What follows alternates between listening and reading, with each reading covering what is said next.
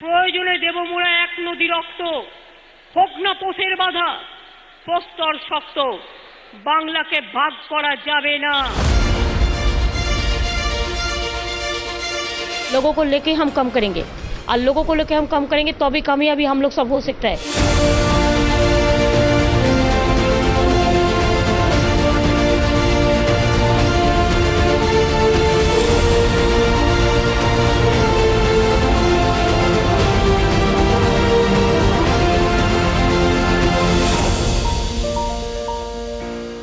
মমতাদিকে analysis করা চট করে সম্ভব নয়, কেন উনার উদারতা, উনার মানসিকতা এরকম একটা জায়গায় যে চট করে ওনাকে ধরা যায় না।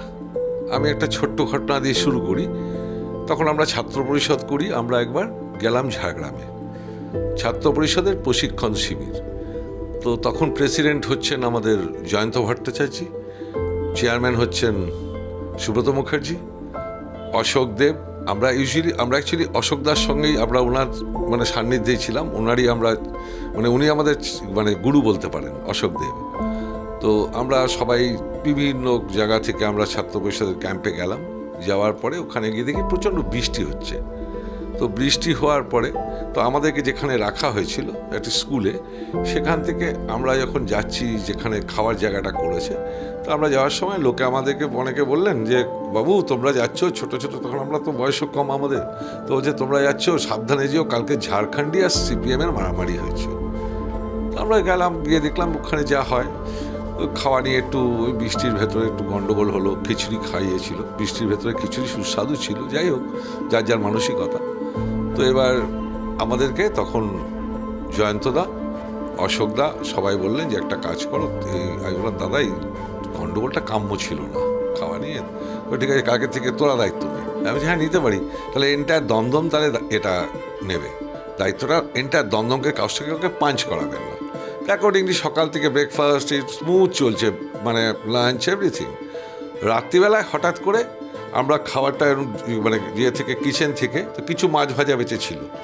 তো মাছগুলো আমি বললাম যে ওটা ছোটো ছেলেদের দেওয়া হবে, সপ্তাহে ছোট। আর রাত্রিবেলায় ডিমের ঝোল হয়েছিল। তো হঠাৎ করে মমতা দিয়ে এলেন, এসে বলে আমাকে ওটা মাছ ভাজা দাও। তাই বললাম দিদি এখন তো মাছ ভাজা দেয় না, এটা বাচ্চাদের জন্য রেখেছি। তো দিদি বললেন তুমি কি খুব বড় হয়ে গেছো, তুমিও তো বাচ্চা ছেলে। আমি না দিদি আমি মাছ দিতে পারবো না, আগে মাছ সবাইকে দিয়ে নিই তারপরে দেবো। তো দিদি হয়তো একটু রাগ করেছেন, আমি বুঝতে পারিনি, চলে গেলেন। কিছুক্ষণ পরে দিদি, জয়ন্ত দাস, সুব্রত মুখার্জি, অশোক দেব, নান্টুদা, নির্মল ঘোষ, ওনার ভাই মন্টু ঘোষ সবাই এলেন। এসে বললেন যে কিরে মমতাকে মাছ দিলি না? তো আমি বললাম দাদা মাছ দেবো না তো দিদিকে একবারও বলিনি, মাছ তো ডেফিনেটলি দেবো, কিন্তু মাছটা শেষ হয়ে গেলে বলেছি যদি বেঁচে যাবে আমি নিশ্চয়ই দেবো, আগে বাচ্চাদের দেবো, দিয়ে যেটুকুনো থাকবে। আর কেন আমাদের ডিমের চলেছে, আমি মাছ খাইও না, আমার মাছের প্রয়োজন নেই।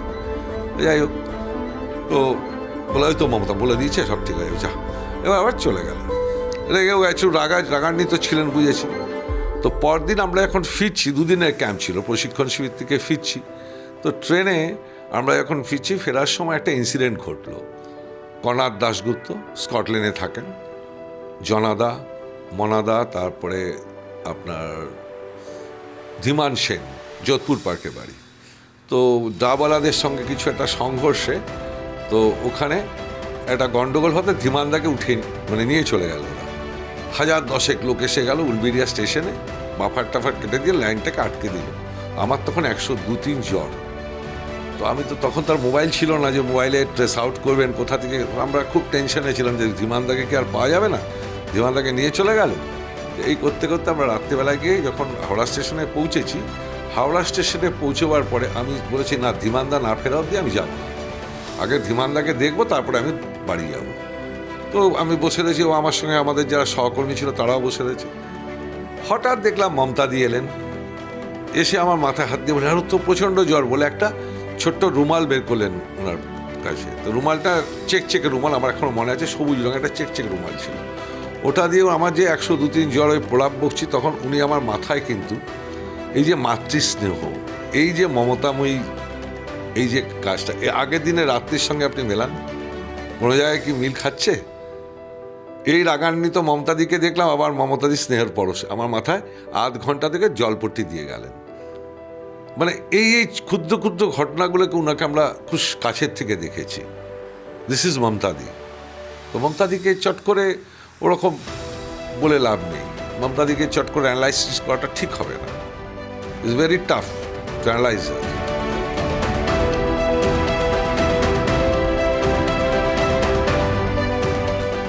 লাস্ট আমি কয়েক বছর আগে দিদির বাড়িতে গেলাম কালী পুজোয়।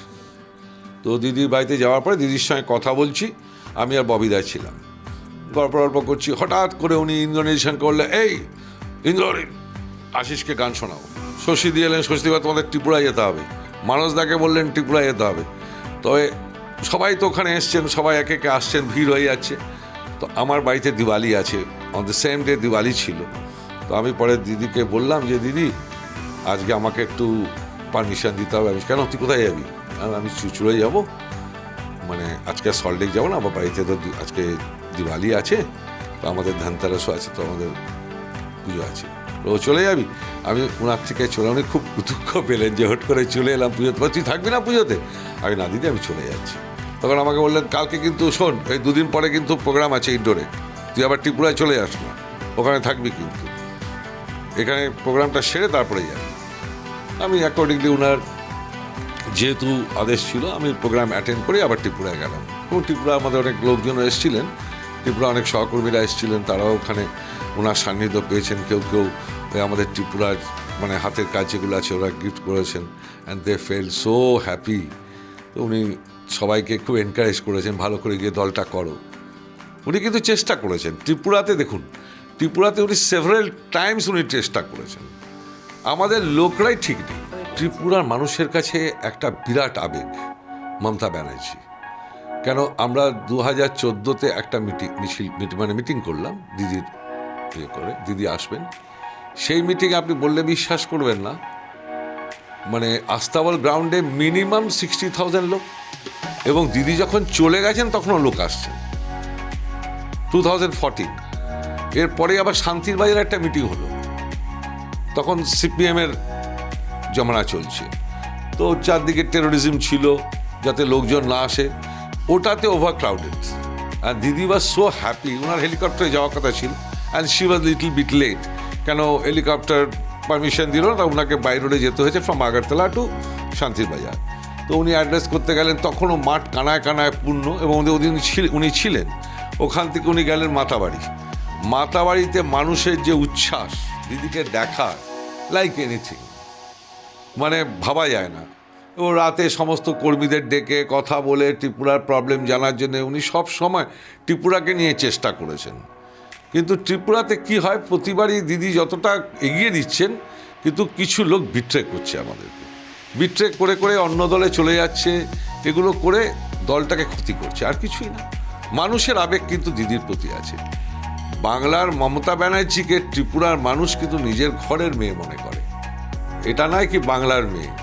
মানে আজ অব্দি আমি আপনাকে বলছি, ইলেকশন রেজাল্ট খুব খারাপ হয়েছে, সব দায়িত্ব আমি যেহেতু একজন কর্মী হিসাবে দায়িত্ব আমাদের, এত বাজে রেজাল্ট হয়েছে, এটা কিন্তু দিদির জন্য হয়নি। দিদির নাম এখনও ত্রিপুরাতে আমাদের কিছু লিডারশিপের জন্য হয়েছে, মানে পাবলিক ক্ষেপে আছে ওদের কর্মকাণ্ডে, যার জন্য রেজাল্টটা করেছে। আর আমি থাকতেও পারিনি, একটা গ্যাপ ছিল, আমাকে বিজেপি অ্যাটাক করার পরে আমি 3 months তো নার্সিংহোমে ছিলাম, দেন 1 month 2 days আমি অ্যাব্রোডে ছিলাম ফর ট্রিটমেন্ট। তো আমি থাকতে পারিনি, এটা আমার একটা ড্রব্যাক বলতে পারেন। আমি দলকে সেভাবে সার্ভ করতে পারিনি, কিন্তু মানুষের আবেগ কিন্তু এখনও আছে। মানে প্রতিটা মানুষ এখনও বলছে যে দিদি আসার পরে, যেমনি আপনি বোধহয় ছিলেন ওই সময়টা, if I am not wrong, দিদিকে নিয়ে যে মিছিলটা হয়েছিল ইলেকশনের আগে, একটা রোড শো হয়েছিল, এটা মানে যার জন্য আমি খুব বিস্ফোরক একটা মন্তব্য করে ফেলেছিলাম, কারণ আমার কাছে এটা ভালো লাগে। কেন, দিদি মিছিল করবেন ত্রিপুরার বুকে আগরতলায়, সেখানে অত কম সংখ্যক লোক, মানে এটা আমার জন্য খুব পেইনফুল ছিল, নিজের কাছে খুব লজ্জা লাগছিল, যার জন্য আমি নিজেকে কন্ট্রোল করতে পারিনি, যার জন্য আমি আউটবাস্ট করে দিয়েছিলাম যে ইট ওয়াজ এ ফ্লপ শো। কেন, দিদিকে আমরা অভ্যস্ত হচ্ছে 50-60 মিনিমাম লোক নিয়ে, লক্ষ লোক দিদিকে নিয়ে। ক্যালকাটা তো ছেড়ে দিন, বেঙ্গলেও আমরা, ত্রিপুরা তো আমরা তাই দেখেছি। তো সেখানে ওই অল্প সংখ্যক লোক, কিন্তু আপনি একটা জিনিস হয়তো পরখ করেছেন, দিদি যে রুটটা গেছে, এন রুট কিন্তু মানুষ ছিল, মানুষের আবেগ কিন্তু ছিল, জাস্ট টু সি হ্যাভ, মানে একটা ওনার পরশ পাওয়ার জন্যে, এটা কিন্তু ছিল মানুষের। কিন্তু আমরা ওটা কিন্তু ভোটের বাক্সে ক্যাপিটালাইজ করতে পারিনি। এটা আমাদের ফল্ট, কেননা আমাদের লিডারশিপ ভুল করেছে, ডিসিশন ভুল। কারণ ত্রিপুরাকে বাদ দিয়ে কাজ করতে গেলে হবে না। ত্রিপুরার মাটিতে আপনাকে ত্রিপুরাকে নিয়ে কথা বলতে হবে। ত্রিপুরাতে আমি এখন অন্য জায়গায় কথা বললে তো ত্রিপুরাতে চলবে না। ত্রিপুরা ছাড়া মহান মহিষী দুজনেই ভেরি সিম্পল। ওনাদের মুখ্যমন্ত্রী সুলভ কোনো আচরণ আমি দেখতে পাচ্ছি না, বাবার ভেতরেও দেখিনি, ওনার ভেতরেও দেখছি না। Very simple and very outspoken. বলে দিচ্ছেন হয়তো কারোর পছন্দ হচ্ছে, কারোর পছন্দ হচ্ছে না। যারা স্বার্থান্বেষী তারা সহ্য করতে পারছে না, এটা স্বাভাবিক।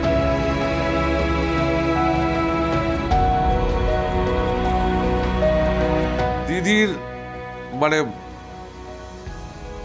মানুষের প্রতি যে ফিলিংস, এটা ভাবা যায় না, এটা ভাবা যায় না।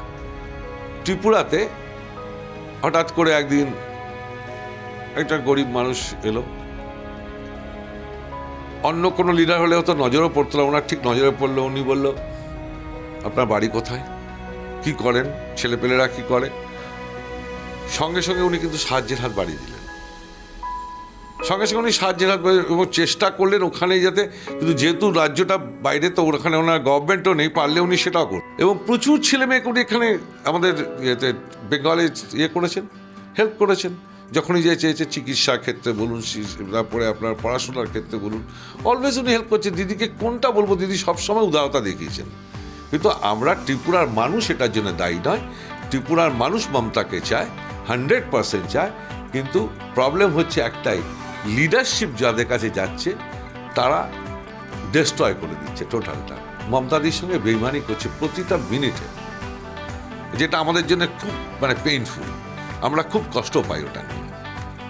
কেন, যে মানুষটা সমস্ত রকমের সাহায্যের হাত বাড়িয়ে দেয় তার প্রতি এই অমানবিকতাটা আমরা মেনে, এবং ত্রিপুরার মানুষও কিন্তু মানে না। বিশ্বর আপনি আগামী দিন দেখবেন ত্রিপুরার রেজাল্ট কী হবে, আমি আপনাকে অ্যাসিওর করছি। কেন, ত্রিপুরা কিন্তু মমতাময় হয়ে আছে। এই ইলেকশনটা আপনি এটা দেখলেন, ভোট হলো, ওটাকে আপনি দেখবেন না। মানুষের কাছে যান, মানুষ কিন্তু এখনো প্রতিনিয়ত মমতা ব্যানার্জিকে চাইছে, প্রতিদিন চাইছে। মমতা ব্যানার্জির প্রতি একটা আলাদা ফিলিংস আছে, আর মমতা ব্যানার্জিরও ত্রিপুরার প্রতি একটা আলাদা ফিলিংস আছে। মমতা ব্যানার্জি দেখুন, আরেকটা জিনিস মমতা ব্যানার্জির বদান্যতা বলবো, আমি 2014 সাল থেকে বলছি যে ত্রিপুরা উপজাতি মুখ্যমন্ত্রী চাই।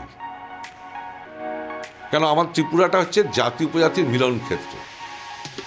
মমতাদি নিজে বাঙালি, কোনোদিন কিন্তু বলেনি আশিস কেন এই কথাটা বলছিস, কোনোদিন কিন্তু বলেননি। বলেছে ঠিক আছে, যদি আমরা মেজরিটিতে আসি, a tribal will be CM, no issue. কখনো এটা এই করেননি যে না একটা বাঙালিকে মুখ্যমন্ত্রী হবে, যেহেতু বাঙালিরা majority, 40 seats Bengali and 20 seats tribal. উনি কখনো এটা বলেনি, তাহলে তো আমাকেই ধমকে দিতেন, উনি বলতে পারতেন। আমি 14 সাল থেকে বলছি, ইভেন সেদিনও আমি লাস্ট 22 নভেম্বরে 2022 আমি সবার সামনে, in front of all the leaders, আমি বলেছি I wanted to have CM over there if you come to power. উনি তো একবারও বলেননি না এটা হবে না। ওনার এগুলো হচ্ছে উদারতা, উনি সাপোর্ট করেন। ইয়েস, অনেক ক্যাপাবল লোক আছে, অনেক ক্যাপাবল ছেলে আছে, তারা কেন হতে পারবে না? আর যেহেতু আমার ত্রিপুরাটা হচ্ছে জাতি উপজাতির মিলন ক্ষেত্র, এখানে আমরা একসঙ্গে চলি, একসঙ্গে সব কিছু, তো সেখানে ডিভিশন করা তো মানে নেই। কিছু লোক ট্রাই করে যে এই ক্যাবাস করে যদি কিছু বেনিফিট পাওয়া যায়, ট্রাইবেল আর বাঙালির ভেতর লড়াই লাগে, কিন্তু ওটা সম্ভব না। ওটা সাময়িক হয়, আবার শেষ হয়ে যায়, অঙ্কুরেই বিনাশ হয়ে যায়। আমি তো শুনুন, আমি তো ভীষণভাবে চাই উপজাতি মুখ্যমন্ত্রী। তার কারণ হচ্ছে, আমরা মুখে যদি বলি যে জাতি উপজাতির ঐক্য, আর মুখ্যমন্ত্রীর বেলায় আমি বলবো যে একজন বাঙালি মুখ্যমন্ত্রী হবে, এটা ঠিক একটা দ্বিচারিতা হয়ে যাচ্ছে না? ওনার একটা আবেগ আমাদের ট্রাইবেলদের ভেতরে রয়েছে, এবং tribal peoples also want that she should come frequently, এবং ত্রিপুরা মানুষ কিন্তু চায় উনি খুব ফ্রিকুয়েন্ট আসুক। যার জন্যে কিন্তু আমি ওদের বিস্ফোরক হয়ে গিয়েছিলাম যে দিদিরা তো এত বড় ক্রেজ আছে ত্রিপুরা, সেই দিদিকে এনে ওই রকম শো, হ্যাঁ পাবলিক ছিল চারদিকে, আপনি পুরো রুটটা দেখেছেন, প্রচুর লোক ছিল। কিন্তু আমার কথা হচ্ছে, দিদির পেছনে হাঁটবে মিনিমাম 50,000 লোক। সেটা কেন হলো? এটা কেন হবে? তার মানে কি আমরা অর্গানাইজ করতে পারিনি, প্রোগ্রামটা ঠিক মতন হয়নি, বলে পরে তো এরকম লোক হতো না। যার জন্য আমি আউটবাস্ট হয়েছিলাম। আরেকটা ঘটনা মনে পড়ে গেল, মানে ভীষণ ইন্টারেস্টিং এটা। একদিন সকালবেলায় হঠাৎ দেখলাম গোটা 50 উপজাতি মানুষ আমার কাছে এলেন। ভোর তখন 5টা, 5:30। আর রুমটাতে তখন 50 জনের মানে ঠিক মতন বসতে যাওয়ার জায়গা নেই, এতটা বড় নয়। তো যাই হোক, সবাই উপর নিচ করে বসে টসে এবার চায়ের ব্যবস্থা করা হলো। চায়ের ব্যবস্থা করার পরে আমি বললাম, কি ব্যাপার বলুন, এত ভোরে এসছেন কি? তখন ভোর 5টা, 5:30 হবে। আর আমি একটু লেট রাইজার, তো যাই হোক ওনারা উঠিয়েছেন, ভালোই হলো, একটা ভালো কাজই হয়েছে। ওঠাবার পরে কথা বলছি, তারপর চায়ের ব্যবস্থা করলাম। চায়ের ব্যবস্থা করে আমাদের বললাম, আপনারা বলুন, আপনারা এসছেন এত সকালে, বলুন কি করতে পারি। তো ওরা তো ভাবছে কি বাবা মুখ্যমন্ত্রী ছিল মানে আমিও মুখ্যমন্ত্রী। তো আমি তার মুখ্যমন্ত্রী নয়, আমি MLA ইভেন নয়। আমি বললাম, আমি কি করতে পারি? বলে, আমাদের ওপর দিয়ে তোমার বাবা আমাদেরকে পাহাড় থেকে এনে ওখানে ট্রাইবাল কলোনি করেছিলেন বিশ্রামগঞ্জে। তো আমরা আজকে সময়ের কালে ওই ওনার সময় থেকে আজকে যে সময় 30 ইয়ার্স পরে, তো ন্যাচারালি পপুলেশনটা ইনক্রিজ হয়েছে। ওখানে আমরা 10,000 লোকের আমাদের পপুলেশন, এবং বিল্ডিং টিল্ডিং করে বসে গেছে। তাহলে কি হবে এখন? বলে, ওখানে একটা রেল লাইনটা যে যাবে, তো ড্রয়িংটা হয়েছে ওদের ওপর দিয়ে। আমি বললাম, ঠিক আছে, তাহলে আমি একটা কাজ করছি, কিছুক্ষণ পরে আমি নিজে যাবো ওখানে। তো after 2-3 hours I went there. ওখানেই গেলাম, বিশ্রামগঞ্জে গেলাম। তাই যাওয়ার পরে দেখলাম মানুষ, বাচ্চা কাচ্চা, মহিলা সব মানে সুন্দরভাবে বসবাস করছে। এবার ড্রয়িংটা এরকমভাবে করা হয়েছে যে পুরো বাড়িগুলো পুরো উচ্ছেদ হয়ে যাবে, মানে একটা বাড়িও থাকবে না। এই প্ল্যানিংটা হচ্ছে মানিক সরকারের, তখন উনি CM ছিলেন। তো উনি কি করলেন, উনি মানুষের কথা ভাবেন না, উনি একটা মানে আভরণ পরে থাকেন, আমি মানুষের জন্য খুব করি। হ্যাঁ, সে উনি বিন্দুমাত্র করেন না। তো আমার খুব রাগ হলো। আমি তখন চলে গেলাম, CPM-এর MP ছিলেন বাজুমান রিয়াং, উনি মারা গেছেন। আমি ওনার কাছে গেলাম, গিয়ে বললাম, কাকু আপনি তো একজন উপজাতি মানুষ, তো আপনার মনে কিছু লাগছে না যে উপজাতি 10,000 উপজাতিকে উচ্ছেদ করা হচ্ছে? কিন্তু যেহেতু উনি পার্টির লোক, তো ন্যাচারালি উনি বেশি মুখ খুলতে পারলেন না। তা আমি বুঝলাম ওনার কিছু বাইন্ডিংস আছে। Okay, then I went to Khagen Das, উনি MP ছিলেন, আমাদের দুটোই MP, একটা ইস্ট একটা ওয়েস্ট। ওনার কাছেও গেলাম, এরকম কাকু এরকম এই মানুষগুলোকে, সাধারণ মানুষগুলোকে উচ্ছেদ করা হবে, এটা কি রোধ করা যায় না? আশিস, ইলেকশন আসছে, কি করবো বলো? উনি ওনার ব্যাপারটা বললেন। আর রাজ্যসভার MP ছিলেন মতিলাল সরকার, দারুণ মানুষ, টিচার একজন। ওনার কাছে গেলাম, তুমি বলো, দেখো আশিস, আমি তো পার্টির গাইডলাইনের বাইরে যেতে পারবো না। না, আমি আপনাদের কাছে কেন এসেছি জানেন তো? এই কারণটা হচ্ছে একটা, আমি আপনাদেরকে ইনফর্ম করে দিয়ে এসেছি যে এই যে জিনিসটা হচ্ছে, এটা কিন্তু খুব দুঃখজনক ঘটনা। এই 10,000 মানুষ পাহাড় থেকে এসে এখানে পুনর্বাসন দিয়েছিলেন শচীনবাবু। তো এবার এদেরকে যদি আপনারা এইভাবে উচ্ছেদ করেন, তাতে আবার তাকে আবার চলে যেতে হবে পাহাড়ে, এটা লাভ কি হবে? যাই হোক, উনি ওনার কথা যা বলার বললেন, আমি বুঝে গেলাম এর বাইরে কিছু ওনাকে ডিস্টার্ব করে লাভ নেই। তখন আমি, তনুশ্রী দেববর্মা ছিলেন SDM ওখানকার, তো পরদিন আমি ওর কাছে গেলাম, ওকে গিয়ে বললাম, তুমি নোটিশটা দিও না, ইলেকশনটা চলে যাক, তারপরে দাও, কেন তোমার হাতে ওটা রয়েছে, তুমি যদি ওটা না দাও তাহলে কিন্তু আমি মানে এই লোকগুলোকে রেস্কিউ করতে পারি, চেষ্টা করব। তো by the grace of God, কি বলবো, ইলেকশন হলো, ইলেকশন রেজাল্ট বেরোলো। সেদিন আমি ওখানে গেলাম, ওই 10,000 লোককে নিয়ে মিটিং করলাম এবং ওনাদেরকে বললাম, আগামীকাল আমি আপনাদের কথা দিয়ে যাচ্ছি, আমার বাবা মুখ্যমন্ত্রী ছিলেন, উনি হয়তো আপনাদের পুনর্বাসন দিতে পেরেছিলেন, কিন্তু আমি তো মুখ্যমন্ত্রীও না, কিছু না, তো আমি কি করতে পারি? কিন্তু হ্যাঁ, আমার একটা ভীষণ বড় ভরসা আছে, আগামীকাল একটা কথা চলছে, যদি মমতা দিদি রেলওয়ে মিনিস্টার হয়, আমি আপনাদেরকে অ্যাসিওর করে যাচ্ছি লাইন কিন্তু ডাইভার্ট হবে। আমি কিন্তু চলে গেলাম এর পরদিন দিল্লিতে।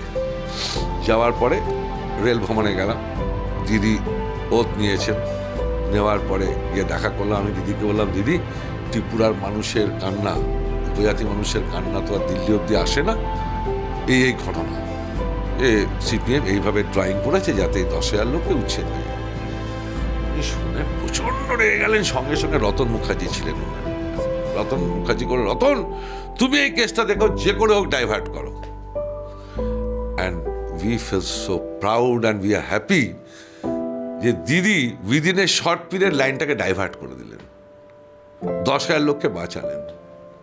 দিস ইজ মমতা দিদি। ত্রিপুরার মানুষকে, উপজাতি মানুষকে ওনার প্রথম উপহার রেল লাইন ডাইভার্সনের মাঝখান দিয়ে। তো ওনার যে ফিলিংস ইজ ডিফারেন্ট। উনি অ্যাডভান্স থেকে গেলেন কি 10,000 লোককে সরানো হবে, এরকম হবে, হবে না রতন, তুমি এটা দেখো। এই ফিলিংসটাই সবচেয়ে বড়।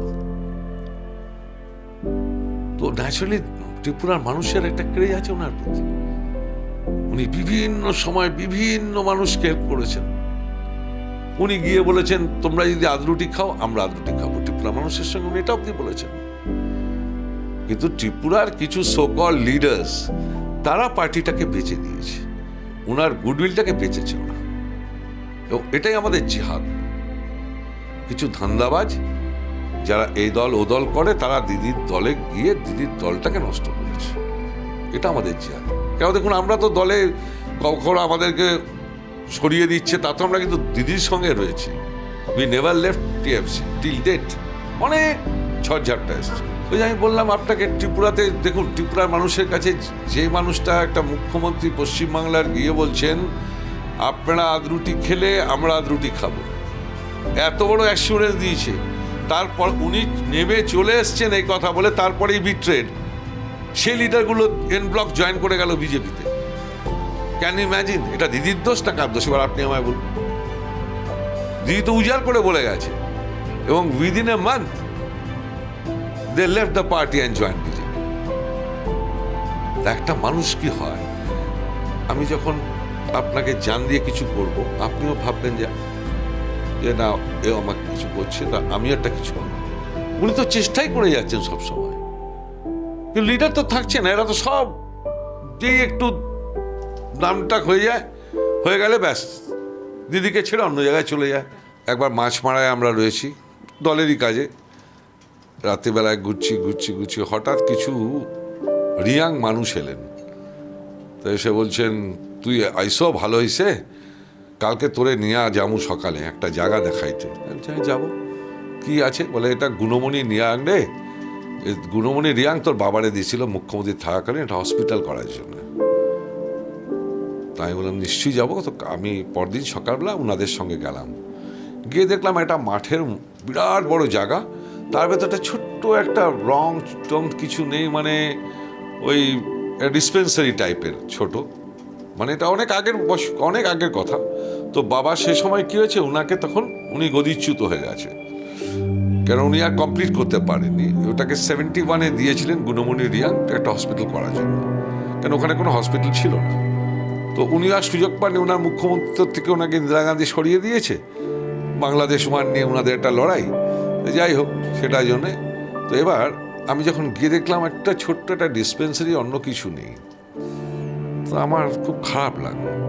কেন ওখানে সবচেয়ে বেশি প্রবলেমটা কি, আমি যেটা জেনেছি ওখানে কথা বলে, যে ওখানে ধরুন যে একটা প্রেগনেন্ট লেডিকেও যেতে হয় ভ্যান রিক্সা করে, say about 15 kilometres, so inhuman, অথচ কোনো হসপিটাল নেই।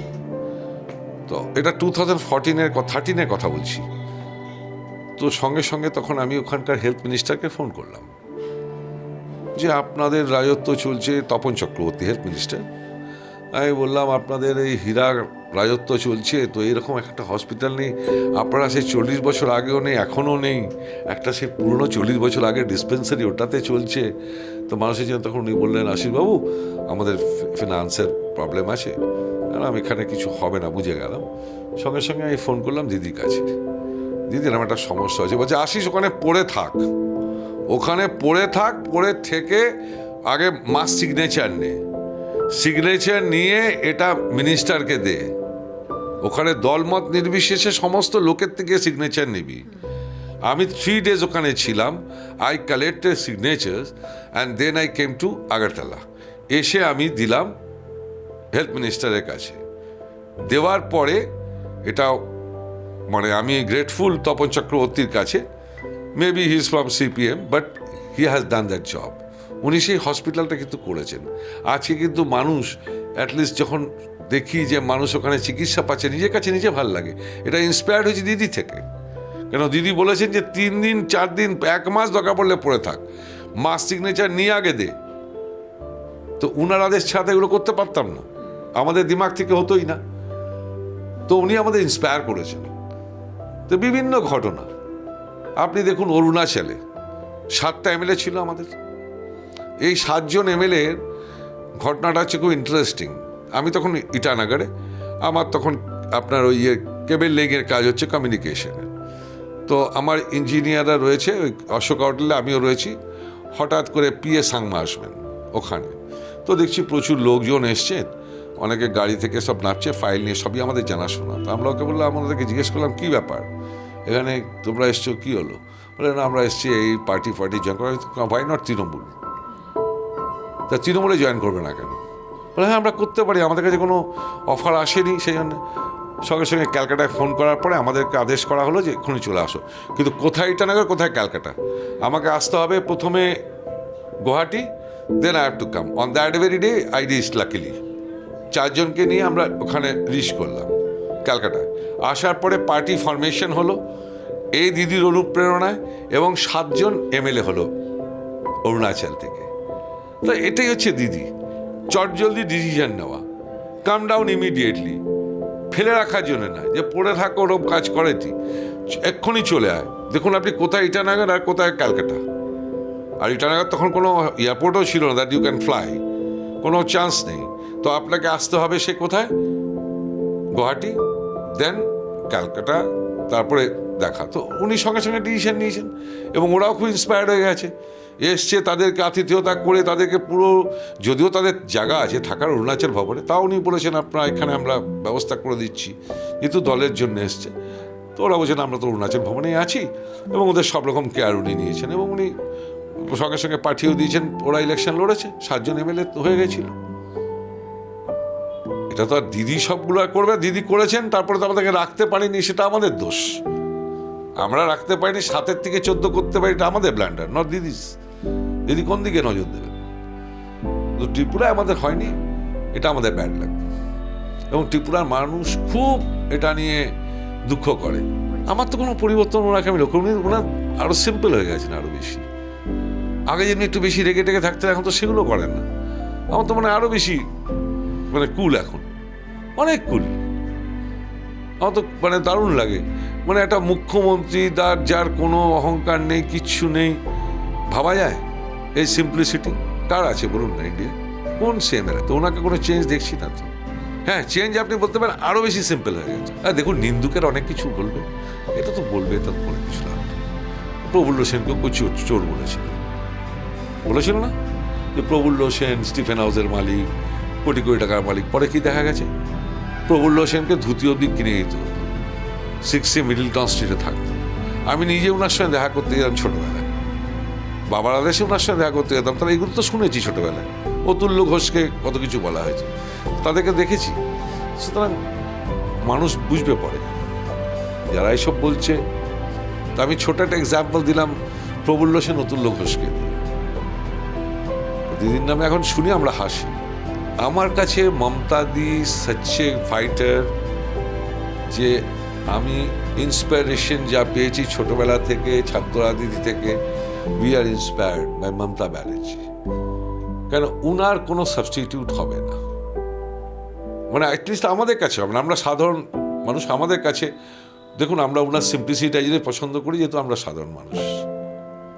এখন যারা হাইফাই লোক আছে তাদের কাছে ওনাকে ভালো লাগবে না, তারা অনেক রকম কথা বলবে। রাজনীতি এটা স্বাভাবিক, তো বলবে। আমাকে তো সবাই ভালো বলে না, রাজনীতি করতে এসছে, অনেকে অনেক কিছু বলে, তো থাকবে, ইটস পার্ট অফ লাইফ। তো Mamata Banerjee is Mamata Banerjee, no substitute of Mamata Banerjee. हम डरते नहीं, हम मरने के लिए तैयार है। जो डरते हैं वो मरते हैं, और जो लड़ते हैं वो जीतते हैं। हम करेंगे, लड़ेंगे, जीतेंगे। প্রয়োজনে দেব মোরা 1 নদী রক্ত, হোক না পোষের বাধা, প্রস্তর শক্ত, বাংলাকে ভাগ করা যাবে না। लोगों को लेके हम कम करेंगे, और लोगों को लेके हम कम करेंगे तो भी कामयाबी हम लोग सब हो सकता है।